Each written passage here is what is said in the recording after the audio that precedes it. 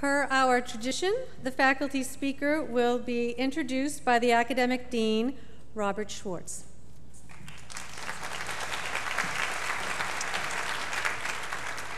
It's my pleasure to introduce a friend and wonderful colleague, Dick Murnane, who's the Thompson Professor of Professor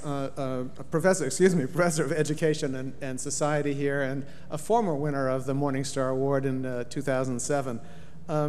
Dick is an economist who focuses his research on education and the economy, teacher labor markets, the determinants of children's achievement, strategies for making schools more effective. We talk a lot here about the importance of research that actually has an effect on education policy and education practice, and Dick's work really eminently fits that description. Over the last 10 or 15 years, he's written 2 books with a colleague at MIT, an economist, Frank Levy, that have had a significant impact in the education policy world. The first, called Teaching and the New Basic Skills, really helped us kind of rethink the definition of what the skills are that young people need in order to be effective in the labor market. A second book, called The New Division of Labor, raised some very interesting questions about, at the end of the day, given the development of technology, given how computers have replaced so many of the things that people do at the workplace, what are the core skills that all young people will need in order to be effective in a world in which technology is really displacing labor in so many areas. More recently, Dick and his wonderful colleague here, John Willett, have completed a book on research methods called Methods Matter: Improving Causal Inference in Educational and Social Science Research. He's also co-leading a major project on economic inequality now with another colleague, Greg Duncan, that really looks at the ways in which increased inequality, economic inequality, affects opportunities for children from low-income families to attain a really good education. But Dick is here today because of his wonderful record and reputation as a teacher. He teaches a kind of signature course here on microeconomics, a policy tool for educators that just gets really extraordinary reviews. I just want to quote from 2 student evaluation comments. One person says, "I would challenge anyone to find an economics course that is able to teach you as much as microeconomics with Murnane. Simply amazing. I will use this class forever." A second student comments, "This course completely changed the way I think about just about everything. It was the best course I've ever taken, and Professor Murnane is the best teacher I've ever had." It's no wonder that Dick has been selected by the class of 2011 as this year's faculty speaker. I'm really pleased to present Dick Murnane.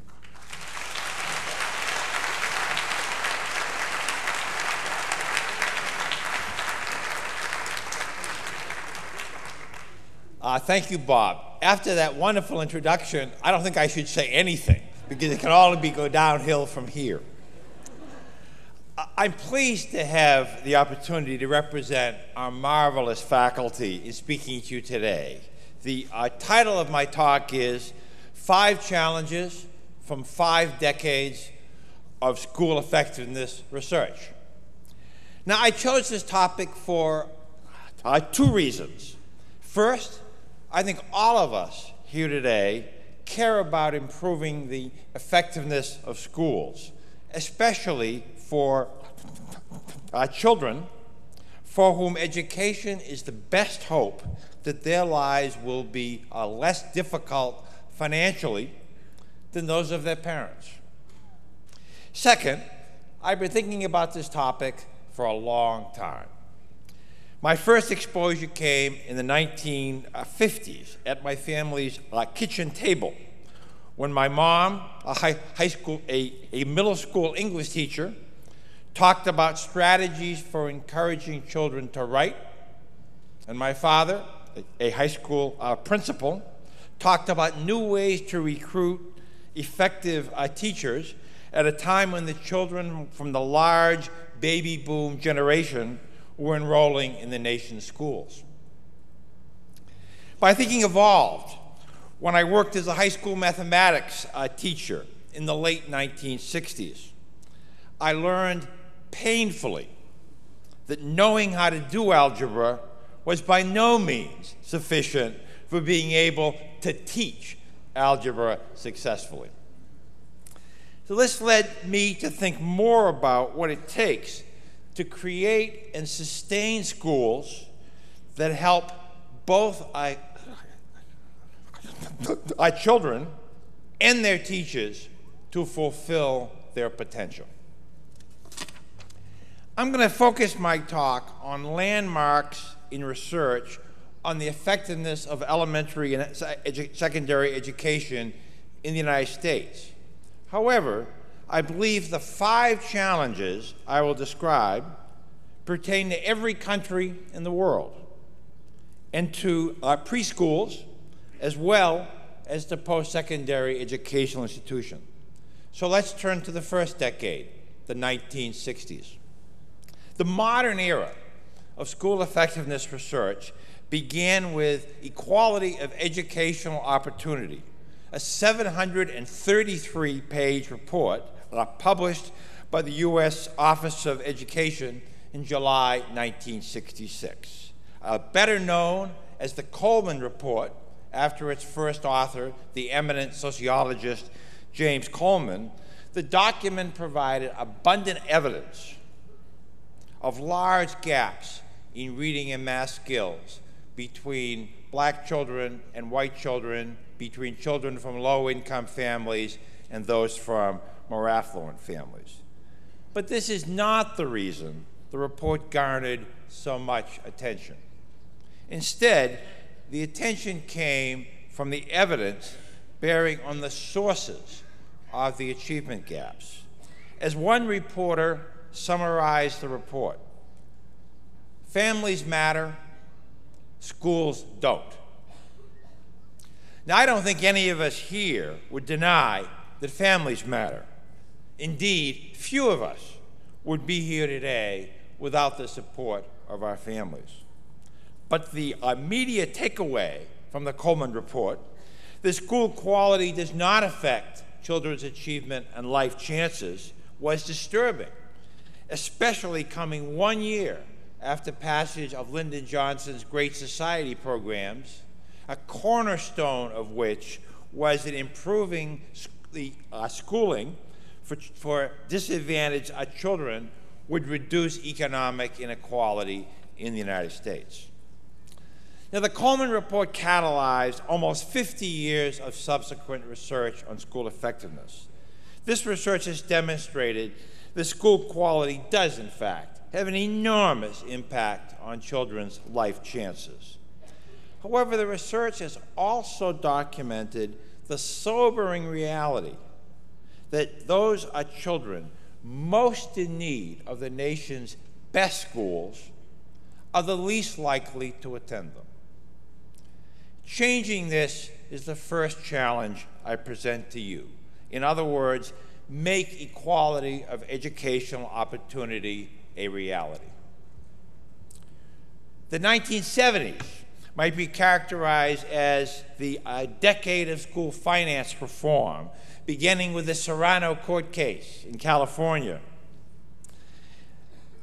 Advocates for changing the way public schools were financed argued that reliance on local property taxes denied children who lived in poverty-poor communities the right to a good education.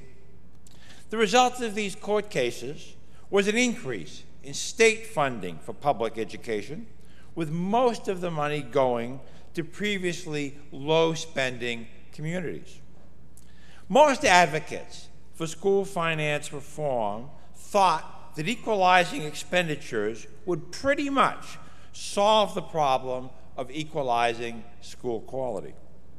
However, that turned out not to be the case, in large part because much of the extra money schools received was not used in a way that affected children's daily experiences in school, and consequently did not affect what children learned. This leads to the second challenge: use money so that our students' daily experiences change. The big school-related publicity event in the 1980s was the publication of A Nation at Risk. This document, the report of a group commissioned by President Reagan, was short, 36 pages, which is one reason it drew even more media attention than the massive Coleman report. Another reason was the graphic language used to describe its conclusions, and I quote, "The educational foundations of our society are presently being eroded by a rising tide of mediocrity that threatens our very future as a nation and a people."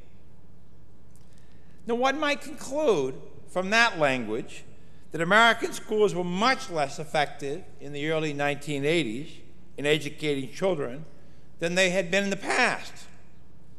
However, that turned out not to be the case, at least as measured by student scores on reading and mathematics tests. The real problem was finally determined was that the economy was changing rapidly. And the education that was good enough for the 1960s, when most workers did the same tasks over and over again, was not good enough for an economy in which those jobs were rapidly disappearing, either due to computerization or being sent offshore to lower wage countries. And the new jobs that paid a middle-class wage required skills the previous jobs had not.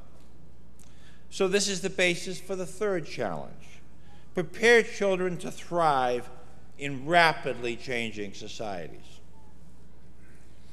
The 1990s were a decade of enormous interest in expanding school choice, especially by increasing the number of charter schools.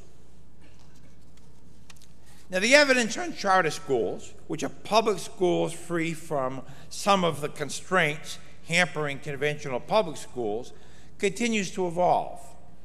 However, three patterns are evident. First, charter schools have provided a good education to many children. Second, and the other side of the coin, is it has proven much more difficult to start and sustain a successful charter schools than most advocates predicted. The third pattern is a set of disputes about whether charter schools and conventional public schools compete on a level playing field. Points of contention concern funding levels for the two kinds of schools, and whether charter schools serve a proportionate share of children who are expensive to educate, particularly children with learning disabilities. The disputes matter because they affect the educational options of the most disadvantaged children. So the challenge is, make school choice work for the most disadvantaged. The hallmark document of the first decade of the 21st century was No Child Left Behind. This legislation, passed by the U.S. Congress in 2001, sought to increase the accountability of the nation's public schools.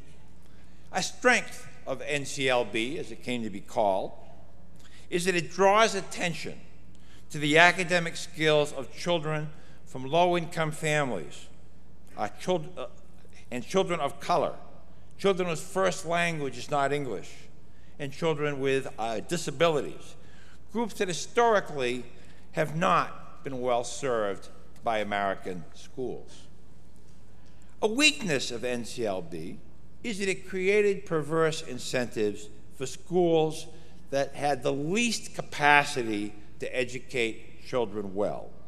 In many set schools, the pressure to increase reading and math scores led school leaders to mandate that an inordinate amount of time be spent on test preparation at the expense of instructions that would prepare students to succeed in life after school. Thus, the challenge is to design and implement school accountability systems that result in better education for all children. So, in summary, I see 5 challenges from the last 5 decades of attempts to improve schooling. These are challenges I believe all of you will have the opportunity to tackle in the decades ahead, whether in the U.S. or in other countries around the world. So once again, the challenges are: make equality of educational opportunity a reality, use money so it affects students' daily experiences, create schools to prepare students for the future, make school choice work for the most disadvantaged, create school accountability systems that improve education for all our children. Now, these challenges are extremely daunting. However, we, the faculty, have been extraordinarily impressed by your skills, your creativity, and your hard work. Most of all, we marvel at your passion for improving education and your dogged, relentless pursuit of this passion. We have no doubt that you will make progress in meeting these 5 challenges and that your good work will improve education for the world's children. Thank you for the opportunity to speak to you. Have a clap for you. That was fantastic. Thank you very much.